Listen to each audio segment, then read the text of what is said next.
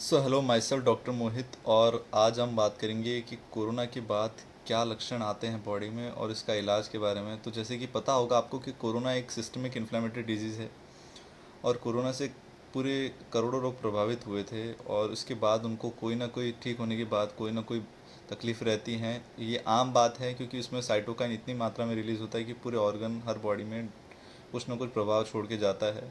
और ये अगर चीज़ें लिमिट आ रही है, सामान्य आ रही है, तो ये रिकवरी जल्दी हो सकती है। 1 से 2 महीना आपको लग सकता है। अगर आपको कोई ज़्यादा तकलीफ़ नहीं है तो घबराने की बात नहीं है।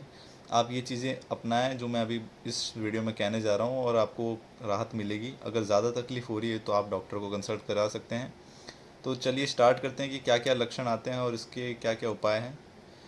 तो सबसे पहले बात आती है कि आपको कमज़ोरी, मसल पेन, ये आपको तकलीफ़ आ सकती है। तो इसके लिए आप ज़्यादा से ज़्यादा बॉडी को रेस्ट दीजिए, न्यूट्रिशन डाइट लीजिए, हाइड्रेटेड रहने की कोशिश करें, मतलब मेडिटेशन कर सकते हैं, योगा कर सकते हैं। और आप ज़्यादा बॉडी को तकलीफ़ ना दें, आप हैवी वर्कलोड ना रहे। आपकी बॉडी अभी भी कोरोना से ठीक हुई है तो आपको टाइम लगेगा उसको। तो जितना ज़्यादा आप रिकवरी फेस में उनको टाइम दीजिए और वो ठीक होने की जल्दी हो सकते हैं।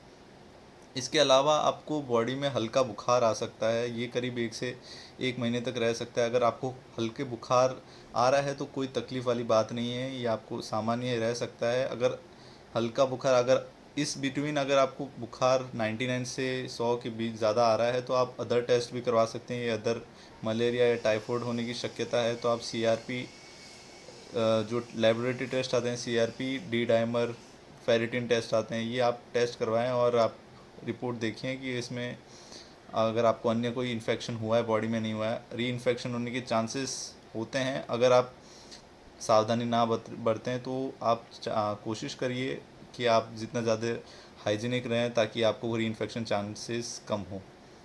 इसके अलावा आपको हार्ट की रिलेटेड प्रॉब्लम हो सकती है। आपको जैसे कि कोविड में पता है कि लंग फाइब्रोसिस, अगर आपकी ऑक्सीजन डिपेंडेंसी होती है तो लंग फाइब्रोसिस होता है। तो अगर इसमें आपको सांस फूलने की तकलीफ़ हो सकती है, आपको चेस्ट पेन हो रहा है, तो आप ऑक्सीजन चेक करते रहिए। इसके अलावा आप अगर ज़्यादा तकलीफ़ हो रही है तो आप कार्डियोलॉजिस्ट से संपर्क करें। वो आपको आपका डी डाइमर टेस्ट करेंगे, आपका इकोकार्डियोग्राफी देखेंगे। अगर उसमें सब नॉर्मल है तो ये चीज़ें आपको जल्दी ठीक होने के चांसेस, पर ये भी आपसे 1 से 2 महीने आपको रहती है। इसके अलावा आपको डॉक्टर एस्पिरिन और क्लोबिडोग्रेल मिक्स कॉम्बिनेशन में दवाई देते हैं ताकि आपका जो हार्ट, जो खून पतला होने की दवाई है, क्योंकि कोरोना में क्लोटिंग, ये कोगलेबल स्टेट रहता है तो क्लोटिंग, खून जमने के चांसेस ज़्यादा रहते हैं। तो ये दवाई आपको खून पतला रोक सकती है कोरोना से। इसके अलावा आपको जॉइंट पेन रहते हैं, आपको जो चलने फिरने में तकलीफ़ रहती है, तो आप ट्राई करें, कोशिश करिए कि आप हल्दी वाला दूध रोज़ रात को पिए, ज़्यादा से ज़्यादा बॉडी को रेस्ट दीजिए। इसके अलावा फिर आप ध्यान में रखिए कि आपको कोरोना से और तकलीफ़ ये हो सकती है कि आपको एंग्जाइटी हो सकता है, भूलने की बीमारी हो सकती है, आपको मूड इरिटेशन। तो ये भी एक, क्योंकि कोरोना आपके जो साइटोकाइन रिलीज़ होते हैं वो आपके ब्रेन में भी इफ़ेक्ट करते हैं। तो इसमें आप जितना ज़्यादा बॉडी को रेस्ट दीजिए, आप काम रहने की कोशिश करिए। आपको जो अच्छा लगता है, जैसे कि आप किताबें पढ़िए अगर आपको किताबें पढ़ने का शौक़ है, या फिर आप आपके फैमिली फ्रेंड से बात कर सकते हैं, आपको ज़्यादा रिफ़्रेश लगेगा। इसके अलावा जो चीज़ें आपको अच्छी लगती है वो करें। इसके अलावा आपको खाने पीने में आपकी जो टेस्ट बड्स हैं वो लॉस हो जाते हैं, तो ट्राई करिए। और लॉस ऑफ एपेटाइट रहता है तो इससे आपका वेट लॉस भी रहता है। तो ट्राई करें कि आप खाने को, जो भी खाना आप ले रहे हैं उसको ज़्यादा स्वादिष्ट बनाएं। जैसे कि अगर आप ये सलाद वगैरह हैं आप इनको कम करें, और जो स्प्राउट्स हैं, जो अनाज वाले चीज़ें हैं वो ज़्यादा खाएं ताकि आपका वेट बराबर इसमें गेन होता रहे।